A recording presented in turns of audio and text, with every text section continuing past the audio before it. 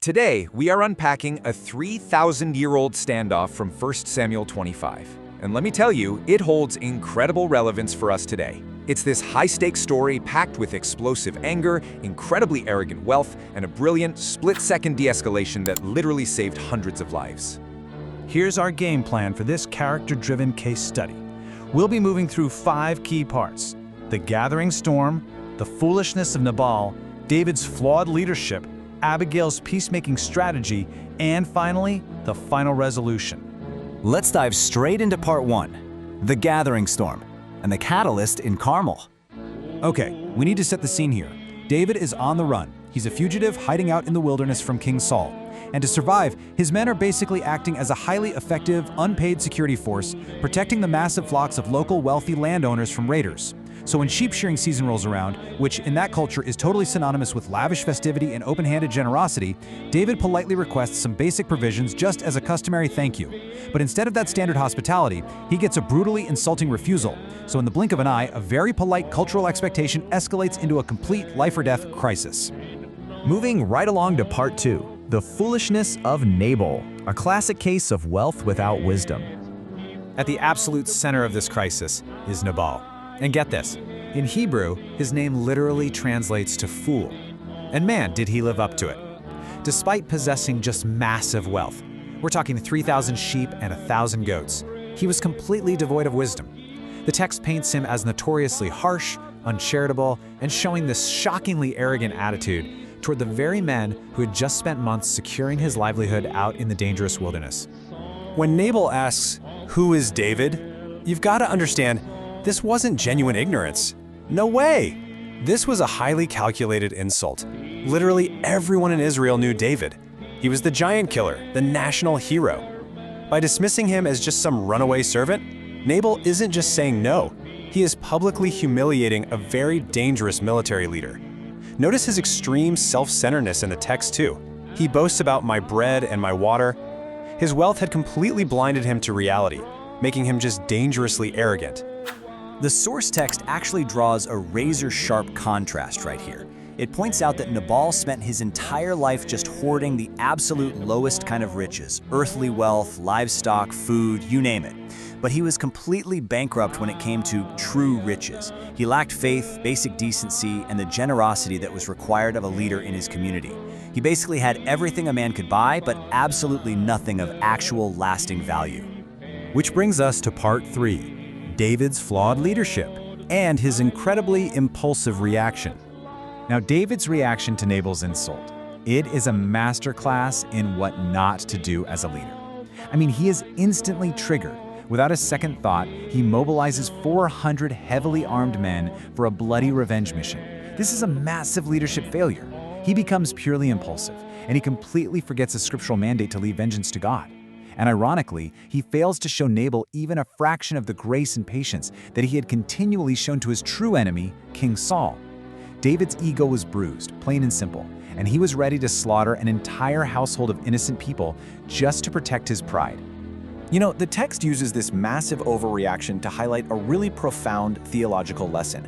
Think about it. David was the anointed future king, right? Yet here he is, wandering in the dirt, dealing with completely unearned disrespect. His struggle is actually a mirror for anyone facing temporary hardships or dealing with difficult people. The key lesson here is that getting distracted by petty insults from foolish people can absolutely derail you from your ultimate higher purpose. That takes us to part 4, Abigail's pack-making strategy. This is true wisdom in action. Just as David is literally marching toward a catastrophic moral failure, Nabal's wife, Abigail, steps right into the gap. Her pacemaking strategy is brilliant, and she systematically diffuses what is essentially a ticking time bomb. First off, she doesn't freeze. She acts instantly, gathering the exact provisions her husband had selfishly withheld. When she intercepts David's makeshift army, she literally bows to the ground, leveraging extreme humility against his extreme anger. Then, she delivers this incredible counsel, reminding David of his righteous destiny and urging him, begging him, not to ruin his legacy with a senseless, ego-driven massacre. And here is the absolute tactical genius of her strategy. She says, "Upon me let this iniquity be." Think about that. She becomes the intercessor. She steps directly onto the tracks in front of a runaway train, absorbing the wrath meant for her foolish husband just to save her entire household. By using a soft, sacrificial answer to turn away tremendous rage, she demonstrates a level of courage and emotional intelligence that David completely lacked in that particular moment. But if we impartially analyze the source text, we see it doesn't paint Abigail as some flawless, idealized saint. It actually notes her very real imperfections. While her intervention was undeniably heroic, she openly denigrated her husband to a rival military commander. She arguably wished Nabal evil, and she showed a clear degree of self-interest, explicitly asking David to remember her when he finally took the throne. It's just a fascinating, highly nuanced look at a real historical figure navigating an impossible, high-stakes crisis. Finally, let's look at part 5, the final resolution, the consequences and the legacy. So, the resolution for Nabal is incredibly swift, and it serves as this stark warning about just how fleeting life really is. Because while Abigail is out there literally saving his neck, Nabal is throwing a feast for a king and drinking himself into a complete stupor. Abigail, showing immense restraint, waits for him to sober up the next morning. But when she finally tells him how close he and his household came to total annihilation, the psychological shock is just too much. The text says his heart became like a stone, which was likely a massive stroke or a heart attack, and just 10 days later, he passes away. For David, Nabal's sudden death had to be a sobering wake-up call. It proved to him that his wrongs could actually be avenged without him ever having to lift a sword. If he had given in to his impulsive, bruised ego the day before, he would have carried the permanent stain of shedding innocent blood. Because he chose to listen to unexpected, wise counsel, he was saved from his own worst leadership instincts. In the immediate aftermath, we see David yielding to the cultural norms of his era by taking the now widowed Abigail as his wife. And the source material is really careful to note this context. While providing for a widow was customary back then, taking an additional wife was a reflection of ancient cultural traditions. That directly contrasts with the standard of monogamy that the wider biblical text eventually establishes for believers.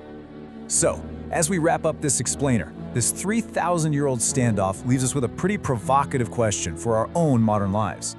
When you are faced with disrespect, high pressure, or sudden conflict, how do you respond? Do you react with the explosive, impulsive anger of David? Do you stubbornly dig in your heels and hoard your resources like the foolish Nabal? Or do you pause and approach the crisis with the calculated wisdom, humility, and prompt pacemaking of Abigail? The choice is entirely yours.